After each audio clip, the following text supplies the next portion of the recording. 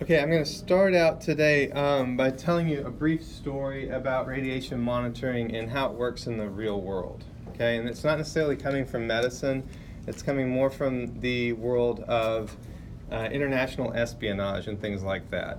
So there's an organization within Russia, and I'm not going to mention the name of the organization because honestly I'm terrified of this organization and I don't want to seem to be implicating them in anything like that. But they're a very powerful organization that controls a good deal of what happens in Russia, and there have been people who've been very outspoken against this organization, right? So you may have noticed things in the news from a few years back, like in particular one of the ones that stands out to me is there was a woman who was a journalist that was reporting on some of the things that Russia had done in their civil war with Chechnya, and she was found dead in a stairwell. So that was very scary, very alarming. There were other news reporters that were found dead around the same time reporting about Chechnya. But probably one of the scariest things that's coming out of discussions about this organization in Russia was the case of a man named, I think, Andrei Luchekov.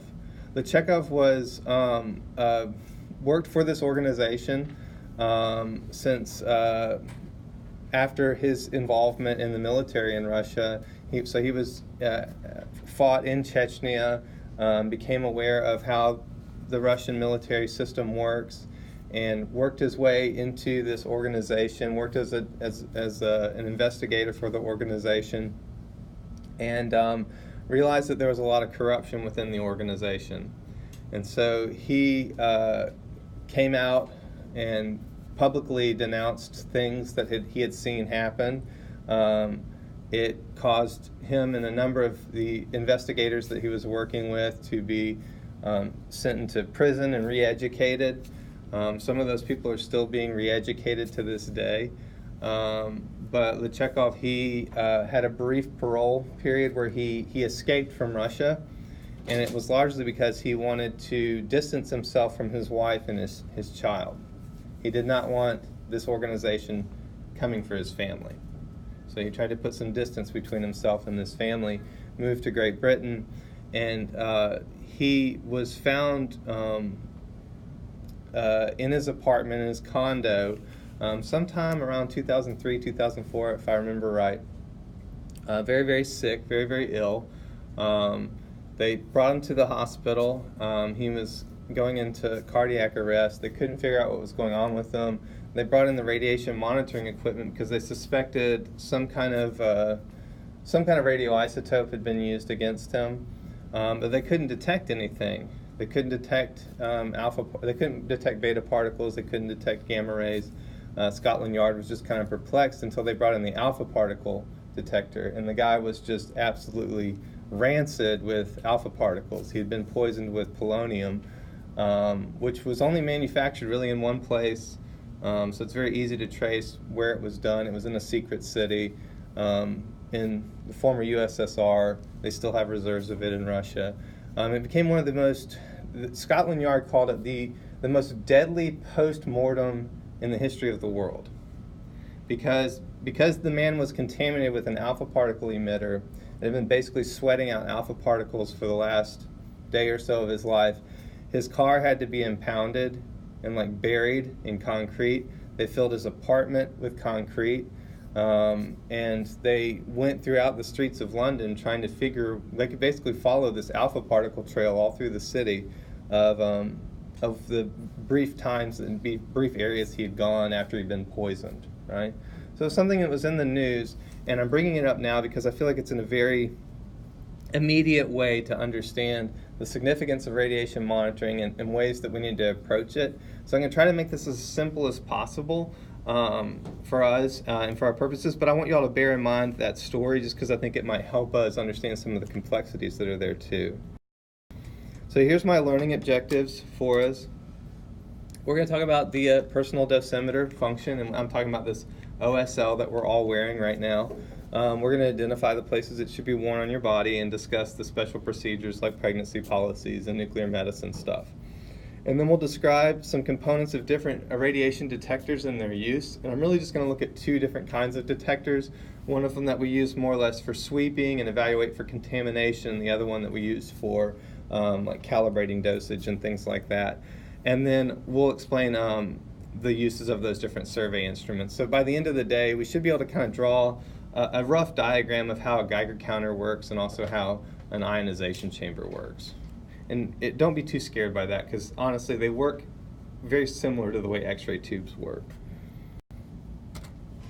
So in terms of monitoring our personal exposure, we are doing this in order that all the occupational exposure that we receive are levels that are kept well below the annual effective dose limits. And those are those things that have been identified by the NRCP or I should say NCRP, for safe use of radiation, right? So 50 millisieverts annually has been identified as more or less safe. It puts us in an area of risk like we've discussed. Roughly, they approximate a lifetime shortening of about 10 days related to occupational radiation exposure if it's kept within that limit. So we will call that quote unquote safe. And then also, you'll notice that this does create awareness. So people ask you, what is that? What does it do? Why are you wearing it? How do you know your job is safe? If a patient or someone asks me, how do I know? Do I feel safe? Do I feel scared? Like if something like Luchekhov is in the news, all of a sudden more patients, or if the Reader's Digest has got something, or the AARP has something about radiation, all of a sudden you'll get all these patients asking you something, and so I'll use it as a teaching point. I wear this all the time, and it lets me know what my occupational dose limit is, and that dose limit is kept within a safe limit. So I'm monitoring myself all the time. So it is a way to create awareness. This slide also has some, just kind of like a brief anatomy of your OSL on it. It actually has a seasonal icon on it, which I don't know how well we use it, but it should have fall colors right now, in case you're wondering, so you can make it match your sweater or whatever.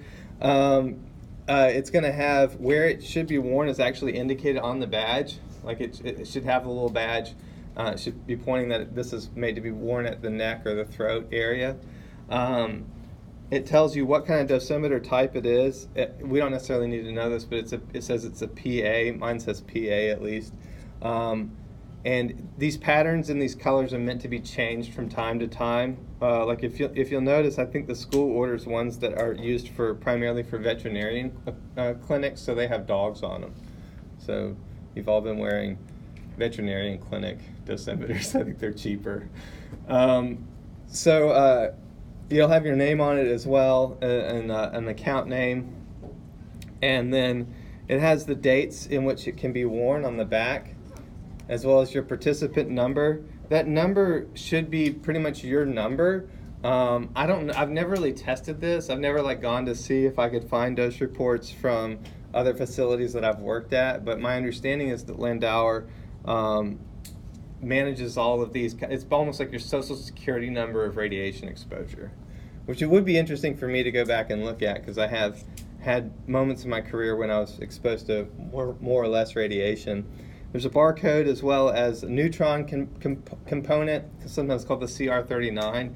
We shouldn't have it. If you did have a neutron component, it would be a little yellow tab that's inserted inside of that. It looks like a little mustard packet. And then a serial number. We'll also break down the internal anatomy of this thing here in just a moment. So it's required to be worn whenever radiation workers are likely to risk receiving 10% or more of the annual occupational effective dose limit. So 10% of that would be 5 millisieverts or higher annually. So it may be that in your facility or whatever, they've determined that the secretary out front or the janitor or whoever may receive that dosage amount, so they might have to wear this badge as well, right? So that is legal. That's a law, and that comes from the NCRP report number 116, and that's the way it's defined, as who must wear an occupational badge. I've seen registry questions that ask just that. The other registry question that this is related to is, of course, pregnancy, right? Because this is giving the exact same dose limit. So anyone who's receiving a dose of that could be greater than or equal to 10% of the 50 millisieverts, that'd be 5 millisieverts, must wear a badge. So baby could potentially get that much, so baby's got to wear a badge. So it tells me two things. It tells me why the front desk person needs to wear a badge, and also why we give second badges for women who are pregnant. Most facilities, though, issue dosimetry devices when a person could receive approximately 1% of their annual occupational effective dose limit. That's just more or less a occupational, that's up to the facility to determine. Like when I worked in a radiation therapy department, pretty much everyone wore radiation badges just to be safe, because we were handling all sorts of different types of radiation sources and playing with people who were radioactive all the time.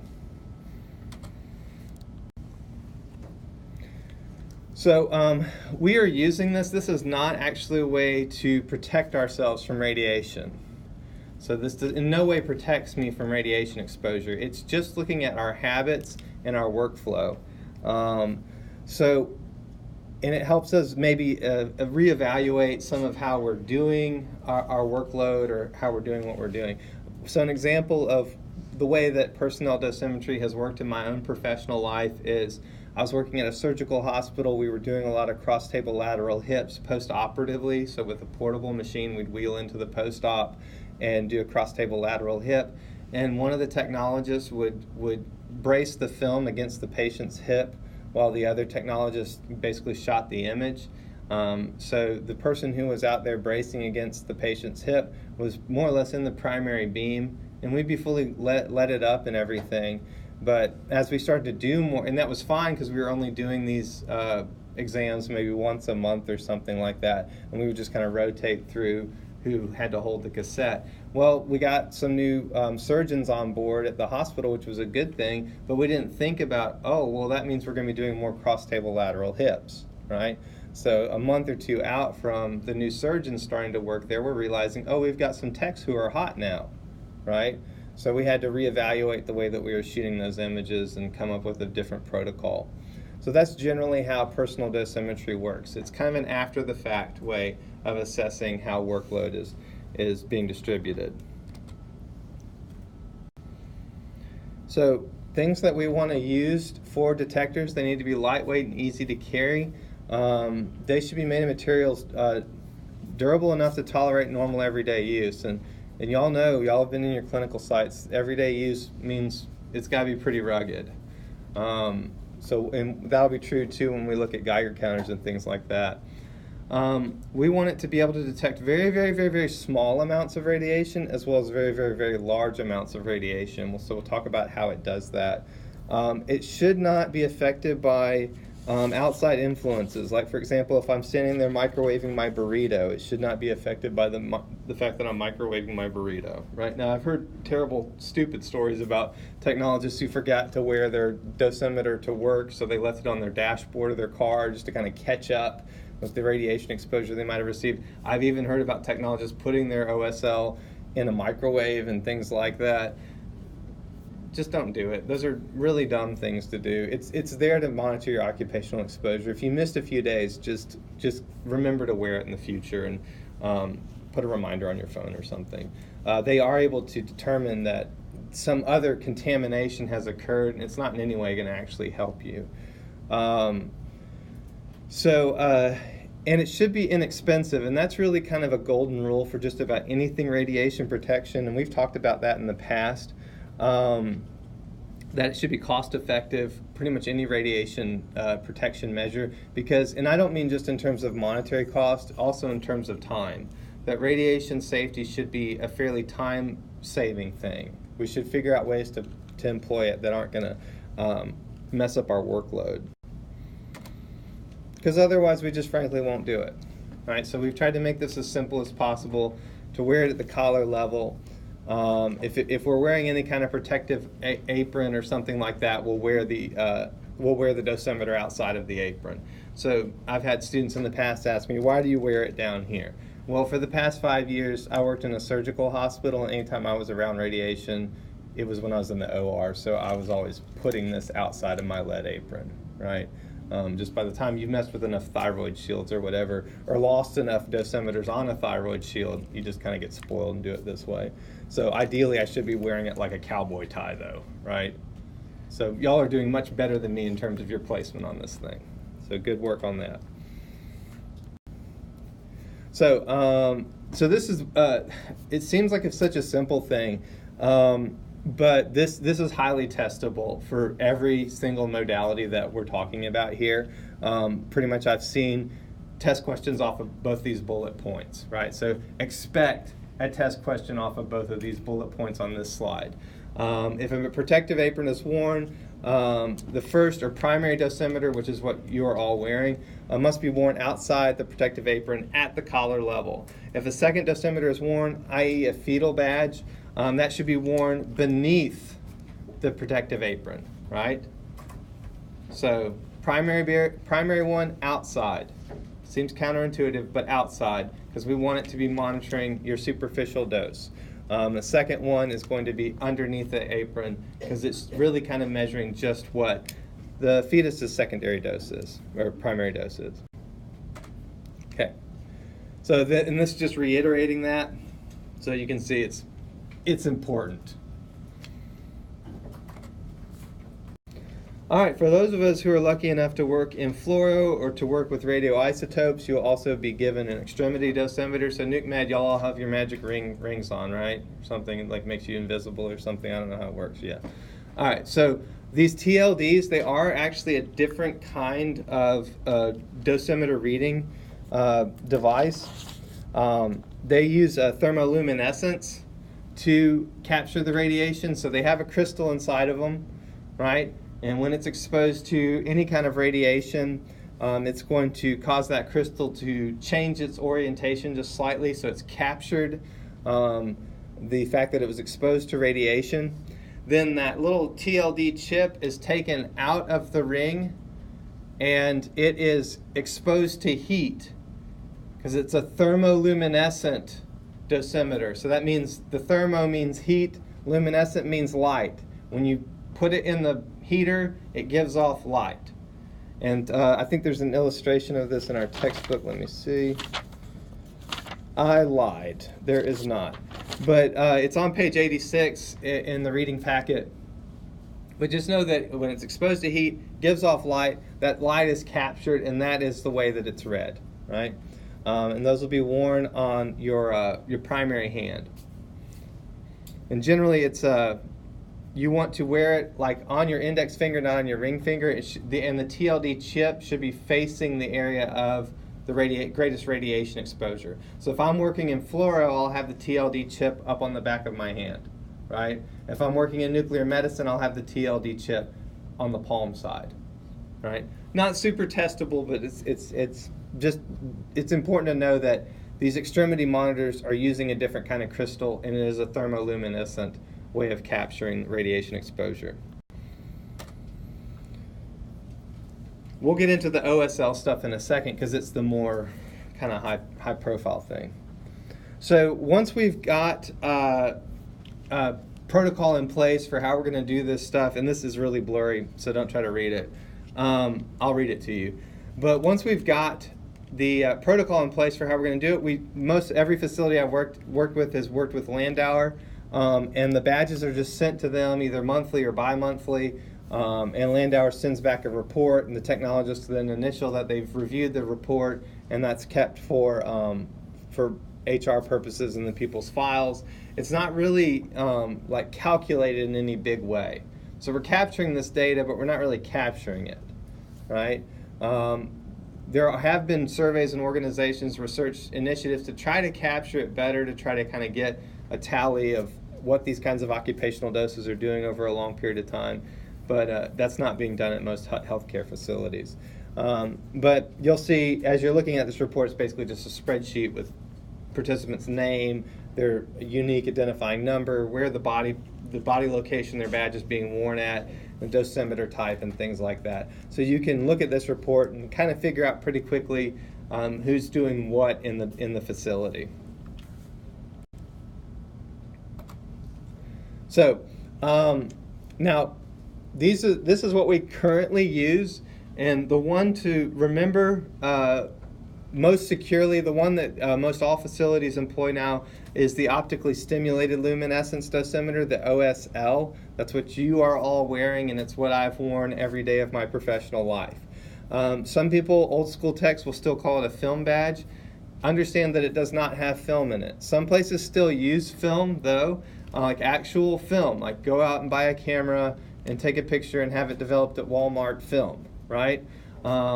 And they use certain filters with the film, and depending on how much radiation is getting through the filter, it exposes the film, and we can tell you roughly what someone's exposure is by developing the film. We've already mentioned the TLDS, the thermoluminescent dosimeter devices, that there's a primary use for extremity monitoring. If you're working in a nuclear power plant, you may be issued a pocket ionization chamber. Or if you're working, I guess, at a nuclear medicine laboratory where you're actually manufacturing radioisotopes, you may be issued a pocket ionization chamber. I would like to see pocket ionization chambers come into practice more in fluoro. I've seen research related to it, but the advantage of the pocket ionization chamber is it tells you immediately this was your dose for today, right? This is what you received today. So this thing cannot do that. It tells me monthly, and I kind of have to figure out, okay, I've been doing more hips this month. That must be what's doing it, right? So let's do less hips this next month, and figure out if that drops my dose, right? So it's a much more gradual change. The pocket ionization chamber, I can look at it and I'm like, oh crap, I've been around a lot. I've been pretty hot today. Let's not do that tomorrow, right? So it can be much more instantaneous feedback. Yeah, and we've already mentioned the extremity stuff. So it is worth noting that even though it says film badges, so any kind of badge a lot of times is plotted against some kind of H&D curve. So with film, there is one last little testable thing to say about film, and it is the notion of a sensitometer. So if we are going to use a film badge, right, we are going to have some kind of device that looks at the film and tells us how foggy or how white or how dark is the film, right? And it's going to have to give us an actual number so that we can press this sensitometer over the film and it will give us a number, a luminescence number for how dark is the film, right? Because the darker the film is, the more radiation the person has been exposed to. And so we are then going to have to consider what was the film's latitude, like what was the range of exposures the film could receive, and plot that out in order to figure out what someone's dose was. So we would use these H&D curves, and they would a lot of times run a worksheet, and we would take the individual's film exposure, we would plot it on the H&D curve, and then it would tell us exactly what the actual radiation exposure was, right? Now, the only reason I'm mentioning that now, this is not particularly testable. This is more of a historical sidebar, right? But the reason I'm mentioning to you now is remember this curve, right? This curve is what's important here. We call it a characteristic curve, and it is coming back. So there's two things that it most closely ties to. The first is when we start to talk about digital imaging, we will use this curve in order to determine image contrast. Okay? We will use an H&D curve in order to create contrast on digital images. Right? The other place that this curve will be coming back for is more immediately in this trimester when we look at things like acute radiation illnesses. This curve will come back. We're going to see a characteristic curve there as well. So it's a powerful graphic, and we can use it in a lot of different situations. It's a powerful tool for understanding certain types of exposures. So I guess the important thing here is to understand the exposure curve in this instance is being used to monitor radiation. We can also use this exposure curve to tell us about image contrast, because that relates to exposure as well. We can also use this exposure curve to talk about acute exposures, things that will kill you. Like when we looked at Mr. Lachenko's exposure curve, we knew very clearly he was in this range of overexposure, right? And you'll notice in terms of exposure ranges, there's a shoulder there. It means he couldn't have been exposed any more than he already was. There's a fall off period where it was basically what we call overkill. And just so you know, I mean, it's interesting to note, sidebar, that the term overkill, like when someone says, oh, that's just overkill, that does come from radiation biology. That is a popular sense. Even though it's a popular term, it comes directly from looking at H&D curves of people who survived, for example, nuclear weapons attacks. So OSLs, this is kind of the internal anatomy of how this thing works, right? It is good for beta, X-ray, and gamma ray. That is really where it exceeds. These numbers are definitely worth memorizing. I have written test questions about these numbers. And I will write them in this way. I will say that it can receive doses as low as 1 millirem, or that would be 0.00001 millisieverts, or 10 microsieverts, right? So when I say what is the lowest dose that an OSL could receive, it is 10 microsieverts. 10 microsieverts. That is like insanely low, right? So then it can also receive energies in excess of 40 MeV. 40 MeV. So you want to talk about overkill, that's way in excess of what radiation therapy in general treats at. Y'all generally treat at what, 10 or 12 MeV, something like that. If I remember correctly, correct me if I'm wrong. But this is 40 MeV, so applications that go beyond medicine, right? So very, very small doses, 10 microsieverts, to energies that are more than 40 MeV, which would be a very large dose amount too. So the maximum doses reading range from gamma, X-ray, beta is 10 sieverts. So it maxes out at 10 sieverts, but guess what? You max out at 10 sieverts too. If you've received 10 sieverts, you can just throw this thing in the garbage because your life's going there shortly after it, right? It's not a good dose amount to get at that point. Just for perspective, Lechekov got somewhere in the range of 100 sieverts is what we estimate. We're not completely certain. 10 sieverts, you're dead. 100 sieverts, you're dead 10 times, right? That's what I mean by overkill.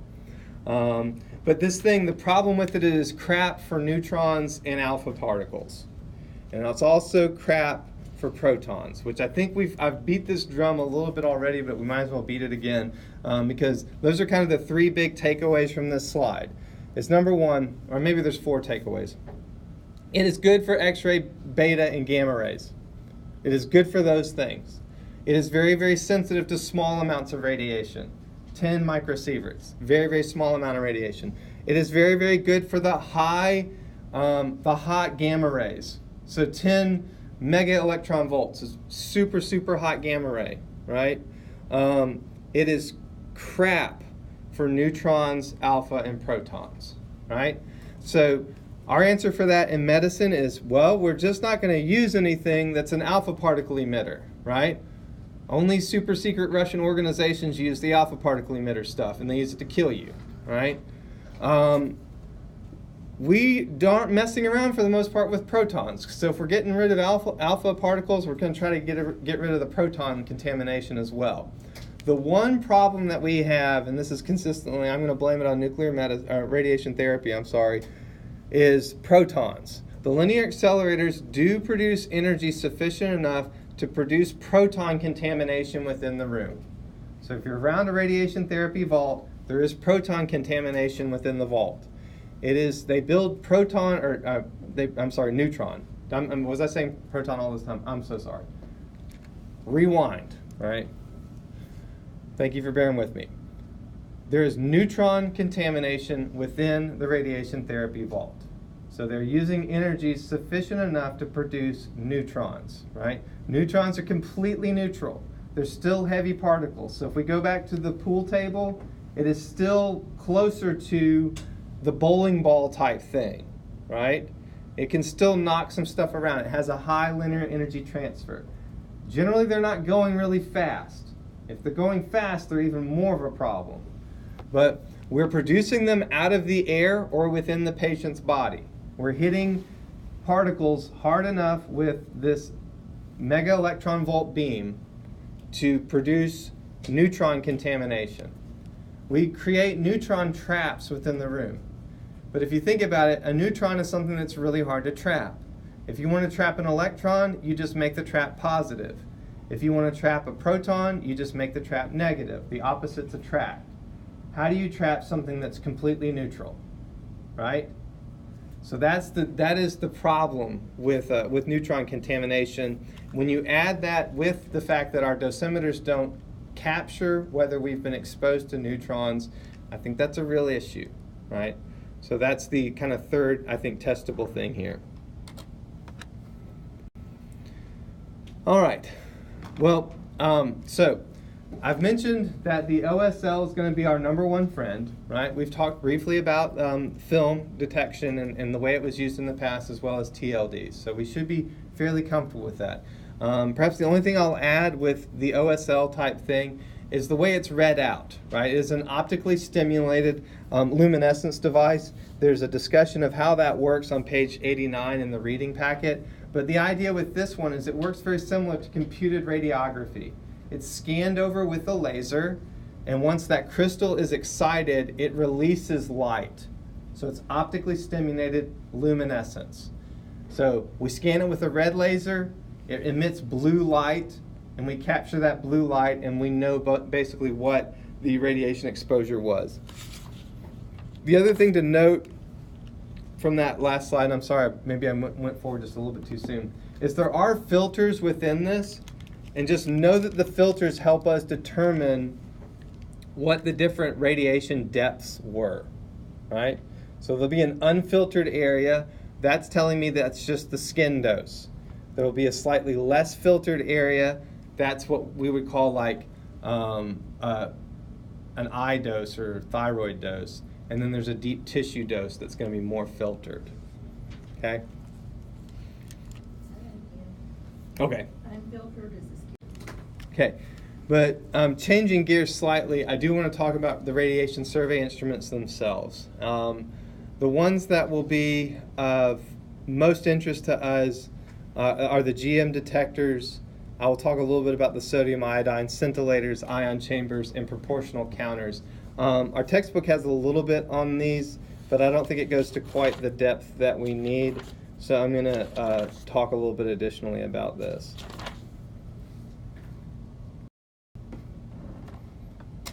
So one of the first things to consider anytime you pick up any kind of radiation survey instrument is whether it's a rate meter or whether it's scalar. So rate meters will give an instantaneous readout in normally millirankins per hour. You can dial it down to millirankins per minute, millirankins per second, something like that. And a lot of times it's given in an analog display. It actually has like a little needle that's moving back and forth, and it's telling you you're roughly receiving this amount of exposure per hour. So it's a rate. Over a period of time, you're receiving this amount of exposure. Scalar meters, what they do is they average out the exposure that's been received over a period of time, generally like 30 seconds or something like that, and then it's going to give you an average. So it has to be on for about 30 seconds, and then it will start to say, okay, this is the average exposure of what you received over the past time period. It doesn't always tell you what its time increment is, and a lot of times they're displayed digitally, okay? So most of what you will be working with will probably be rate meters. The scalar stuff, just know that if it has a digital readout, it's probably giving you a scalar measurement. The reason I'm mentioning this is because you got to be careful with this notion, because you can, if you're not aware of how the thing is reading out, you could wind up kind of disproving the inverse square law or something like that, because it's going to give you it's going to be reading out information that doesn't quite make sense, right? So we need to be very aware of, okay, what is this thing telling me? Is it telling me over time that I'm receiving exposure at this rate, or has it already done that calculation for me? Okay. So in general, if we want to quantify to know a degree of contamination, if we want to create an amount, right, we will use a scalar readout. It will tell us an amount of contamination. If we're doing some kind of sweep, if we're looking for a lost radioactive seed that we were trying to place in a patient's prostate in surgery or something like that, and we dropped a seed, and we're trying to do a sweep of the area to locate the seed, we'll probably use the rate mode because it's telling us in real time, okay, this is where you're sweeping and this is the amount of radiation you're receiving. So the takeaway here is I think I would focus on the sweep because that's primarily what we work with. That if we're going to be sweeping for contamination, we'll probably want to lean more towards the rate meter, okay? And additionally, the rate meter a lot of times has an actual audio feedback that gives you clicks, or it tells you in some audio way that you're receiving more or less radiation. So if you remember back to, we watched the video of the girl driving up to the nuclear power plant at Chernobyl, right? She had a rate meter on the dashboard of her car, and you could actually hear the Geiger counter clicking, right? And the more it was clicking, we knew the more the rate of radiation exposure was increasing. Okay, so if you're having problems with these things are a lot like flashlights or anything else. The very first thing to do is to check the batteries. As a general rule, if you need to store the thing overnight or longer than a day or so, you probably want to take the batteries out because if the batteries corrode inside the battery compartment, that can influence the accuracy of the machine's readout. A lot of times there's bad cables, and then the Geiger counter might be making absolutely no sound when you really think that it should be making a sound. And so it's very clear very, very soon that there's a bad cable. This happens like the same with microphones and things like that. The wear out point is that between the cable's interface with the survey meter itself, because that's the area where it's being used the most. And so you get that inevitable cable wear out, and all of a sudden you're thinking, oh man, I'm clear there's no radiation here. Well, you might just have a broken cable. And then we could have bad range switches, so you can toggle between the different rate modes, and if for whatever reason that switch has become corroded, it may not be reading out very accurately. So those are the three most common problems that people have with these devices. To that point, though, they have to be calibrated, and y'all may remember from our discussion of exposure and things like that, how we talked about exposure is this thing that's very precision. We have to be very careful about how it's measured. We're going to define the volume of air. We're going to define the barometric pressure of the air, the temperature of the air, and all these things have to be carefully controlled in a lab environment to know that our exposure reading is correct. The same is true with Geiger counters or any other kind of meter that we're using. It will need to be recalibrated occasionally, at least once a year. I think some rules say 13 months, but basically every 12 months we'll need to have the thing calibrated to make sure that the everyday use of it hasn't caused the meter to go bad. And I know that some of us maybe at this point may be thinking, oh my goodness, I never have once had to use a Geiger counter in clinic. I don't know why he's going on and on about Geiger counters. I have had to use Geiger counters as an X-ray technologist, and no one ever gave me any training on it. They were just like, here's the Geiger counter, go do what you're supposed to do with the Geiger counter now, like guy. And so you might be asked to use Geiger counters. The reason that I'm talking about them, and this is something that we have a much more lengthy discussion about for nuclear medicine, but the reason I'm at least touching on it is so that you understand that the device is not perfect, right? It's pretty darn good at what it does. I mean, especially some of these, like the Ludnum Geiger counters that almost every facility has. I mean, you could run those things over with a tank, and they're going to keep going. They're very, very, for as sensitive as they are, they're very, very rugged pieces of equipment. But we need to know, I feel like as X-ray techs and as radiation therapists, you need to know enough about this stuff to know when to say, this is not my role, right?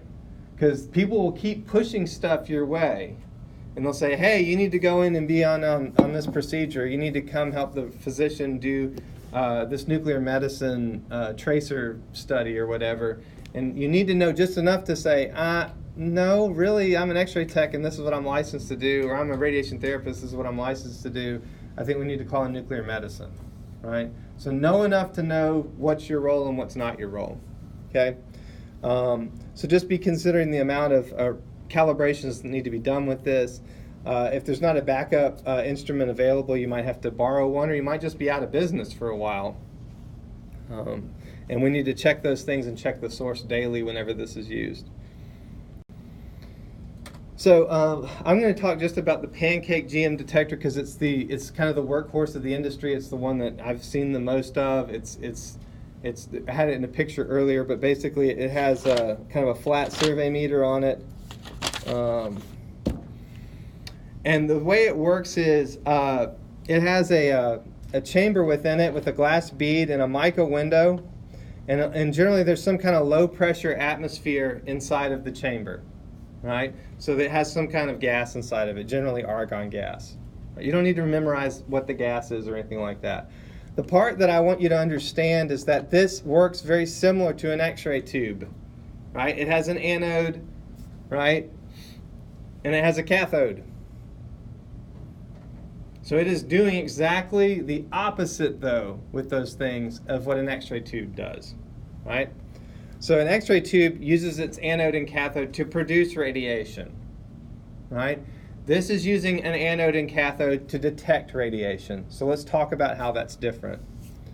Let's say that in this instance we have a beta negative particle that has passed through our atmosphere in this illustration here. And as it passed through the atmosphere, it was a fairly high LET radiation exposure, let's say. And it ionized a few things as it went along, right?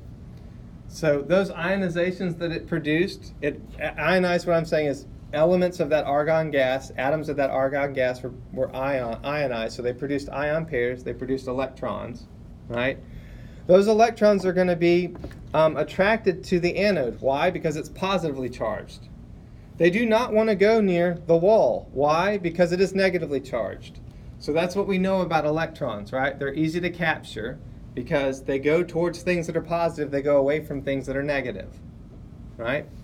So anytime one of the electrons that was negatively charged strikes the anode, it gives off a tick, right? And we know that there's an ionization that just occurred there, right? Now it's possible, this is an interesting thing to think about, it is possible that we could have ionization that's produced secondary to the beta particle's ionization, right? So the beta particle passes through the argon gas, strikes an argon atom, ionizes the argon atom, right? Now there's another electron, and that electron is flying towards the anode. It's going pretty darn fast. So let's say as it's flying towards the anode, it strikes another atom, ionizes that atom. Now we've got two electrons flying towards the anode. They ionize another atom. Now we've got three electrons flying towards the anode. So they can create this multiplying effect. And that's actually one of the things that we're trying to detect. It allows us to know just how high energizing the radiation exposure was. It's a cascading effect. All right, now, so the big thing that I would ask you to understand about a Geiger counter is that it works exactly like an X-ray tube, only for a different reason. It has an anode and a cathode, and it uses its positively charged anode to detect ionization. It uses its positively charged anode to detect ionization. The other thing should be incredibly obvious, right? But contamination of this detector compromises its use. So there is a real art to using a Pancake Geiger counter. Like if we wanted to seriously talk about this, we would need to be in the lab, and I would need to be carefully watching you handle the Geiger counter, right? And I am not good at it. That's one of the reasons we're not doing that, because I am not good at keeping this thing like half a centimeter off the surface and listening to it beep as I get further and closer away from something that's hot. Like I wasn't good at the hot and cold game as a kid, right? And that's exactly the game that you're playing with the Geiger counter. Only you're also doing it without contaminating the surface. So you're trying to listen, am I closer or far away from this invisible thing that's irradiating my gonads right now, right? Or is it not even in this room? Is it in a different room and I'm getting the gamma ray stuff from it? So crazy stuff. The really, really good people can even listen to it and tell you roughly what particle they think it is. They can say, oh, that's cesium-137, right? Those are the real geniuses at it. I'm not good at it like that.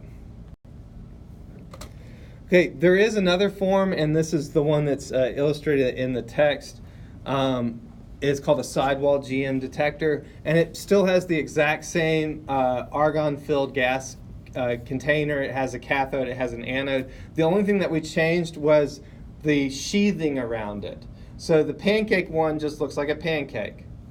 Looks like a big pancake. The Sidewall one looks now more like a microphone. It's got this silver piece on it, right? And the ionization chamber is now inside that silver sheath. Now the reason I'm stressing that is that's like a shield. So I can pull it out of the shield, which is the way it's illustrated in the textbook, and I can use it to detect different types of ionization, different types of exposures. So within the shield, it's helpful for measuring things like gamma rays. Outside of the shield, we can use it to detect different other types of radiation. It can't detect alpha particles, and it only catches one ball at a time, right? So that's the significance of that cascading effect is it increases the signal, but that's still only read out as a single ionizing event, right? So it is a rate thing. If we get to where we're getting too many exposures at a time, we just stick the needle. The needle's stuck to the side. So this guy over here, if it's getting too much readout, it just sticks over here, and we don't know what we're getting, okay? When we open up the shield, we'll be able to detect beta emission. So with the shield closed, gamma rays. With the shield open, beta, electrons. And it's crap for alpha particles. So those are the things to know about the Sidewall GM. Can do gamma and beta. Gamma with the shield closed, beta with the shield open, can't do alpha particles. So that was exactly the problem that Scotland Yard came up against with Lechekov, right? They assumed that he'd been exposed to, I think it was like yttrium-90 initially, which produces gamma and beta decay contamination. So they came into Lechekov's hospital room with a Geiger counter. It didn't make a single beep, right? The guy appears to be completely clean, right? Is he? No, he is dying of overkill radiation exposure, but he's not giving off any beta or gamma rays, right? So you walk in there with a Geiger counter, you can't hear a thing.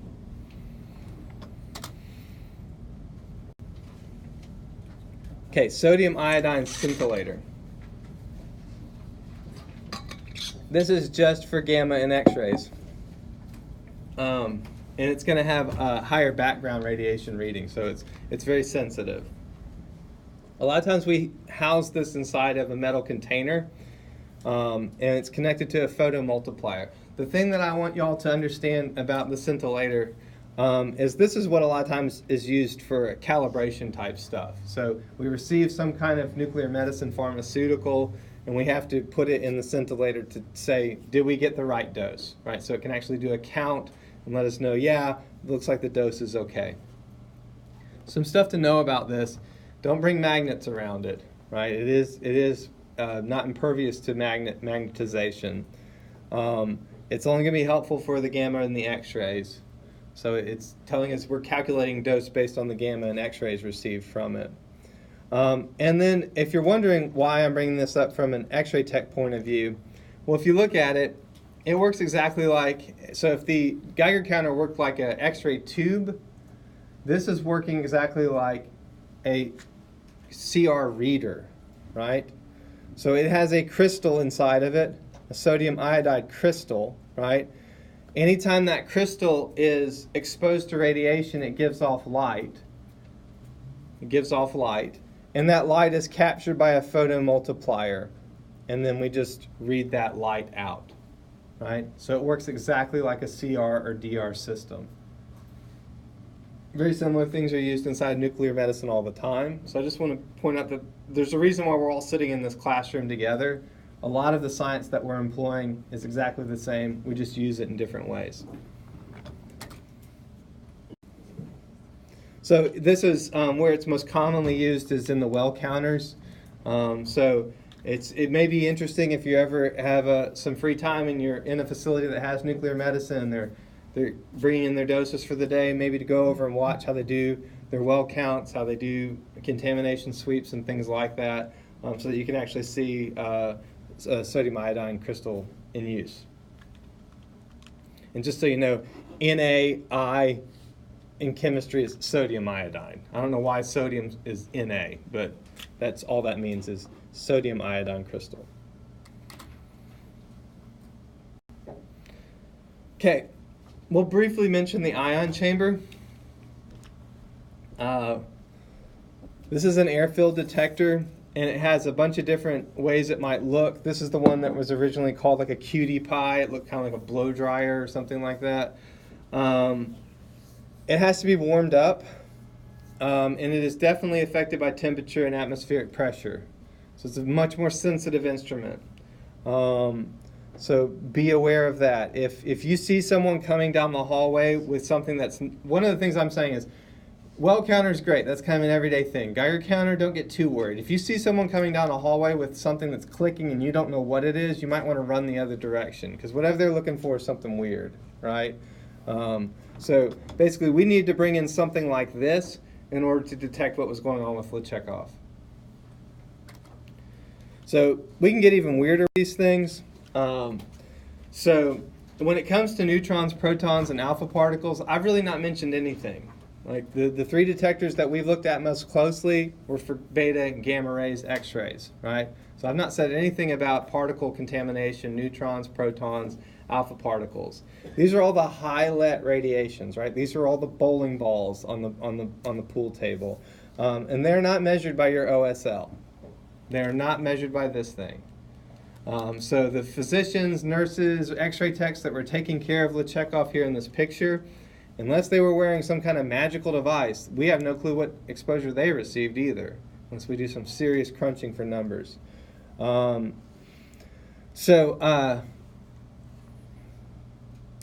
then to detect these kind of heavy particles, we need this really weird stuff that you generally would not find in a hospital, like this thing where it looks like they've wired up a Geiger counter to like a giant ping pong ball, right? There's other ones that look like vacuum cleaners, right? They're really weird looking. Again, that's what you need to detect this stuff. So your best protection is going to be just using your brain, being aware of your environment at all times. Okay, thank y'all so much. This, by the way, if I remember right, this comes from Chernobyl Girl's journal. She found a cesium-137 seed out in the forests around Chernobyl, and actually found it there in the ground somehow doing a radiation sweep. It's worth looking up.